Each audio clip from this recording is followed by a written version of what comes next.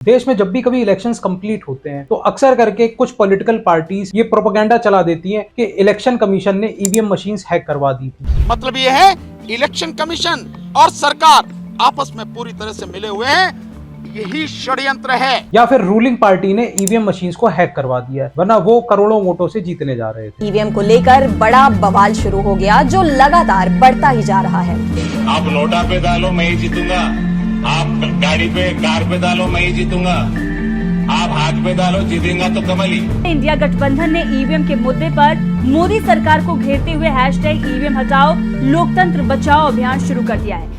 अब ये EVM machines क्या सच में हैक करी जा सकती हैं? क्या दूसरे देशों में कभी ईवीएम मशीन्स के नाम पे घोटाले हुए हैं? और क्या वोट्स की रिगिंग हुई है? आखिर वो ईवीएम जो एक डब्बे जैसा दिखता है उसके अंदर होता क्या है और उसकी फंक्शनिंग कैसे होती है? क्या पॉलिटिकल पार्टीज के ईवीएम हैक करने के एलिगेशंस में कोई दम है? चलिए एक एक करके इन सभी क्वेश्चंस के आंसर्स को ढूंढते हैं।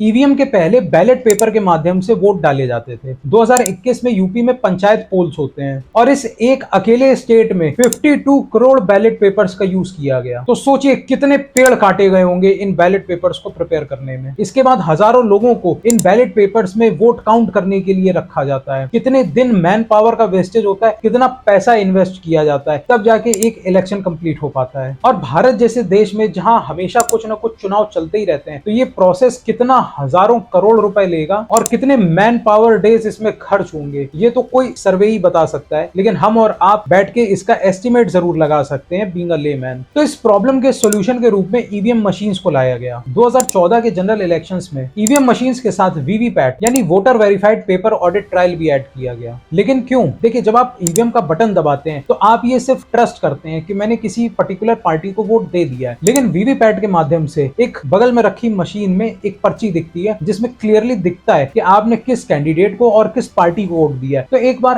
कंफर्मेशन हो जाता है। ऑफ कोर्स ये पर्ची आप अपने घर नहीं ले जा सकते हैं। तो एक तरफ वोटर्स को जहां कॉन्फिडेंस डेवलप हुआ, वहीं दूसरी तरफ एक डबल वेरिफिकेशन भी हो जाता है कि आपके चॉइस के कैंडिडेट और पॉलिटिकल पार्टी को वोट गया है। तो ओवरऑल जब आप वोट देने जाते हैं तो आपको 3 मशीन्स दिखाई देंगी। एक बैलेट यूनिट जिसमें आप बटन दबा के अपने कैंडिडेट को वोट देंगे। दूसरा वीवीपैट जो एक डबल वेरिफिकेशन का मैकेनिज्म है। एक पर्ची दिखेगी और आपको क्रॉस चेक करके बताएगी कि आपने किस कैंडिडेट को और किस पार्टी को वोट दिया है। और तीसरी होगी कंट्रोल यूनिट जो इलेक्शन कमीशन के ऑफिसर्स के पास होती है। इसमें मशीन्स की पूरी प्रोग्रामिंग और डेटा रहता है। जब आप वोट देने जाते हैं तब इलेक्शन कमीशन का रिप्रेजेंटेटिव कंट्रोल यूनिट में बटन को दबाता है। इसके बाद ग्रीन लाइट बैलेट यूनिट में जलती है और आपके बटन दबाने के बाद लाइट के साथ साउंड भी आएगा। अब ऐसे में कोई चालाक वोटर 10 बार भी बटन दबाता है लेकिन उससे फर्क कुछ नहीं पड़ेगा। आपका वोट सिर्फ एक बार ही काउंट होगा। जब कंट्रोल यूनिट पे बैठा इलेक्शन कमीशन का रिप्रेजेंटेटिव बटन दबाएगा तभी अगला वोट पड़ सकता है। तो कुछ चालाक पार्टी के वर्कर अगर ये सोचते हैं कि मैंने 50 बार बटन दबा दिया है तो 50 वोट डाल दिए, वो एकदम बेवकूफ हैं। अब ये 3 मशीन्स एक दूसरे से कनेक्टेड रहती हैं। इसके अलावा इसमें किसी भी किस्म का कोई कनेक्शन नहीं होता है, इंक्लूडिंग इंटरनेट कनेक्शन, और इसीलिए इसे स्टैंड अलोन इंडिपेंडेंट मशीन कहते हैं। अब सवाल उठता है कि क्या इन मशीन्स को कहीं किसी फॉरेन कंट्री से तो नहीं इंपोर्ट किया जाता है, क्योंकि वो भी तो इलेक्शन के रिजल्ट्स को मैनिपुलेट कर सकती है। तो देखिए, इन मशीन्स को ना भारत इलेक्ट्रॉनिक्स लिमिटेड जो एक गवर्नमेंट पीएसयू कंपनी है, वो electronics corporation of India limited जो एक और गवर्नमेंट कंपनी है, उसके साथ मिलकर बनाती है। और इन ईवीएम्स के इंडस्ट्रियल डिजाइनर्स आईआईटी बॉम्बे में इंडस्ट्रियल डिजाइन सेंटर की फैकल्टी होती है, जिसमें सेल्फ डायग्नोस्टिक सिस्टम और टेम्पर रिडक्शन प्रोग्राम डाला जाता है। तो किसी भी स्टेज में कैसी भी छेड़छाड़ की जाएगी तो वो तुरंत पकड़ में आ जाएगी।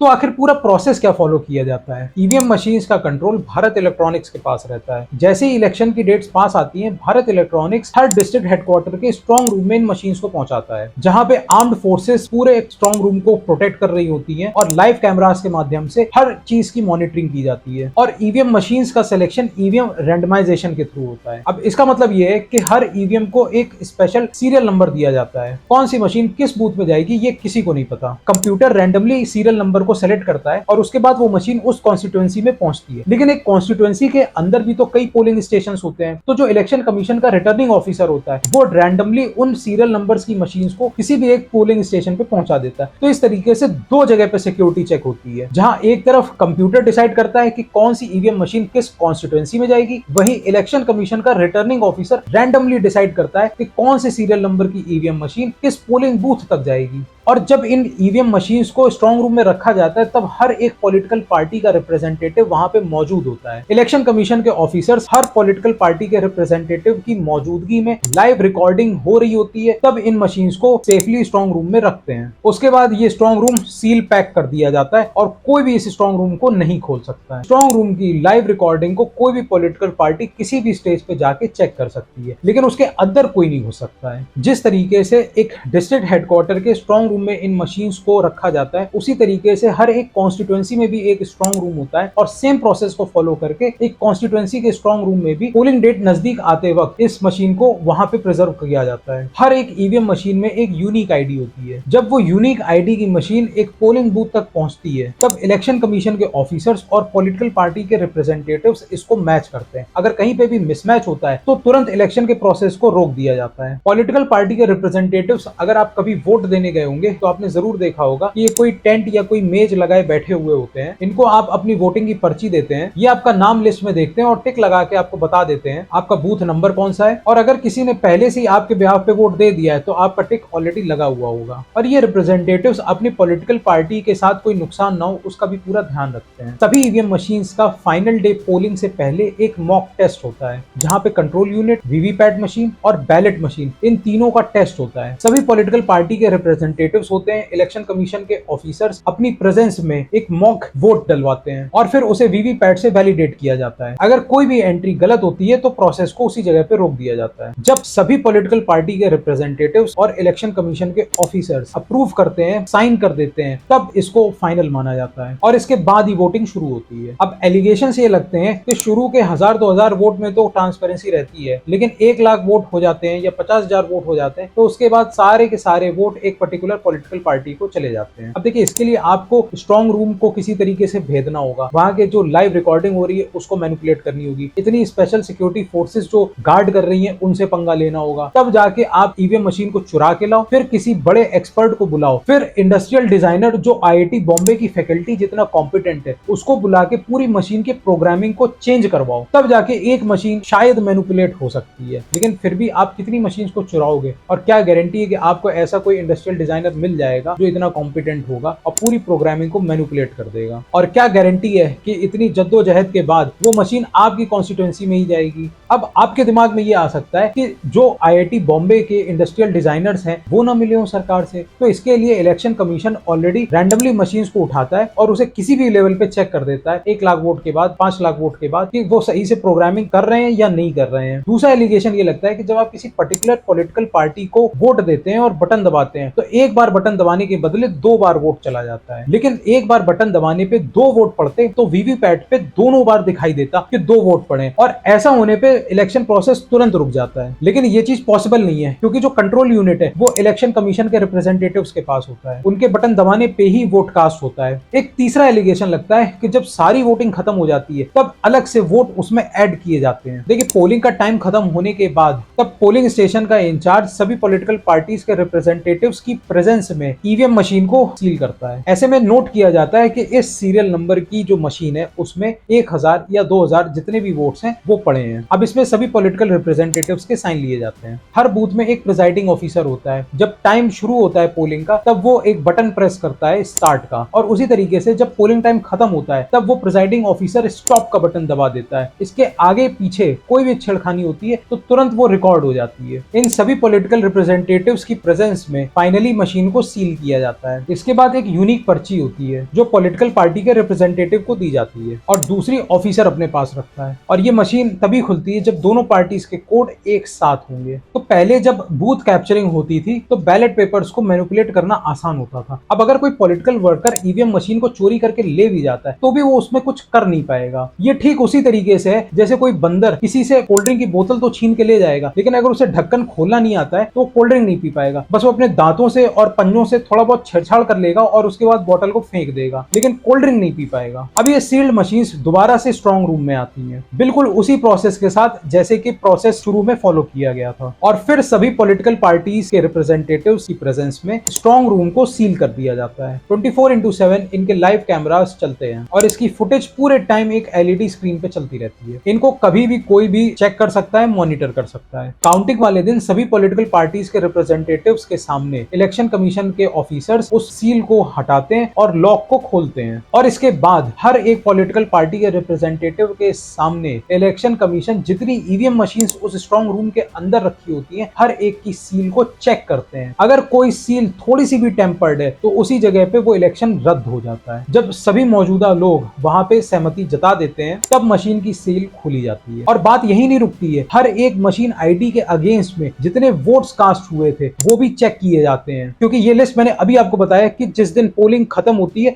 उसके बाद प्रिपेयर की जाती है कि किस मशीन में कितने वोट्स पड़े हैं। तो वो प्रोसेस जो उस समय हुआ था ये अब चेक किया जाता है, और जब सबकी सहमति हो जाती है तब सबके साइन लिए जाते हैं और काउंटिंग का प्रोसेस शुरू किया जाता है। प्रिजाइडिंग ऑफिसर मशीन की बटन दबा के रिजल्ट बताता है और रिजल्ट को रैंडमली वीवीपैट मशीन से वेरीफाई किया जाता है। तो मान लीजिए एक पार्टी को 1000 वोट मिले हैं, दूसरे को 500 वोट मिले हैं, तीसरे को 100 वोट मिले, तो ये नंबर्स वीवीपैट मशीन के नंबर से मैच करने चाहिए, और ये सब कहीं पे भी रैंडमली चेक किया जाता है। जैसे जैसे अलग पोलिंग स्टेशंस पे रिजल्ट्स अनाउंस किए जाते हैं उसी हिसाब से टेलीविजन पे ये चीजें दिखाई जाती हैं और इलेक्शन कमीशन की वेबसाइट पे भी अपडेट की जाती है कौन सा कैंडिडेट आगे, कौन सी पार्टी आगे है। अब ऐसे में जो पार्टी हार जाती है वो हल्ला मचाती है कि ईवीएम को हैक किया गया है। ईवीएम मशीनों की रफ्तानी को लेकर शिकायतें आ रही हैं। आयरॉनिकली यही पार्टीज जब कहीं दूसरी जगह पे जीत जाती हैं तब वो ईवीएम हैक होने की कोई बात नहीं करती। इनफैक्ट 3 जून 2017 को इलेक्शन कमीशन ने ये ओपन चैलेंज दिया कि कोई भी पॉलिटिकल पार्टी पूरी दुनिया में किसी भी एक्सपर्ट को बुला ले और सामने लाइव दिखा दे कि ईवीएम मशीन हैक हो सकती है। तो इस चैलेंज को किसी भी पॉलिटिकल पार्टी ने एक्सेप्ट नहीं किया, और बेचारे इलेक्शन कमीशन के सारे ऑफिसर्स जो इतना इंतजार कर रहे थे ये बड़े बड़े वादे करने वाले और बड़े बड़े एलिगेशन लगाने वाले वहां पहुंचेंगे। हमारे देश के अंदर ईवीएम के साथ छेड़छाड़ कैसे की जा रही है, ये सब एक भी नहीं आए। हर पॉलिटिकल पार्टी को लगा कि भाई अपनी किरकिरी कराना अच्छी बात नहीं है और बेइज्जती सबके सामने हो जाएगी, तो इस तरीके से एक संवैधानिक बॉडी ने अपनी क्रेडिबिलिटी को वापस से जनता के आगे रिस्टोर किया। कुछ मासूम लोग ये भी कहते हैं कि बाहर की कंट्रीज इनको यूज नहीं करती हैं, तो हम लोग क्यों कर रहे हैं। इस विषय में सुप्रीम कोर्ट में भी पब्लिक इंटरेस्ट लिटिगेशन फाइल किया गया, पर देश के सर्वोच्च न्यायालय ने भी PIL को डिसमिस कर दिया। ऑन द कॉन्ट्रेरी इस पूरे इलेक्शन कमीशन के प्रोसेस की सुप्रीम कोर्ट ने काफी तारीफ करी। अब इलेक्शन कमीशन का पूरा प्रोसेस और यहाँ पे किस तरीके से प्रोग्रामिंग की जाती है इसको तो मैंने एक्सप्लेन किया है, लेकिन पेट्रोल पंप्स में किस तरीके से प्रोग्रामिंग आपकी जेब खाली कर सकती है और आपको लूट सकती है, या फिर ये डेटिंग एप्स किस तरीके से अपनी एल्गोरिदम का यूज करके आपके इमोशंस के साथ खिलवाड़ करते हैं, इन दोनों स्कैम्स को मैंने अलग अलग वीडियोस में कवर किया है, जिसे आप इन पॉपअप विंडोज पे क्लिक करके देख सकते हैं।